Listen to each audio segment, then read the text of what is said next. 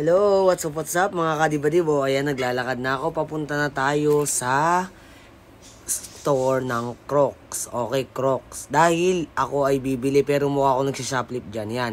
Piniikot-ikot ko lang para kunyari talagang bibiling ko lahat yan. Ayan, nagsusukat na ako ngayon. Magsusukat pa lang pala. Masyadong excited, no? Naging past tense, dapat present tense. So, ayan, magsusukat pa lang ako. Naghanap ako ng size ko dyan. Mukha ko lang nilanakaw yung mga chinelas pero naghanap talaga ako ng size na fit sa akin, parang kami fit. Ayan na. Yan, kinuha ko na. Pero habang umuha ko, habang sinusuot ko yan, nag-request ako ng bagong stock. Kasi baka mamaya yung nagsuot niyan, mabaho yung paa. Okay. Mukha namang fit, okay na. Yan, video ulit. Tapos, ayun, nakita ko na yung bagong stock. Yay! Magbabayad na tayo. Salamat po sa nanlibre. Ayan.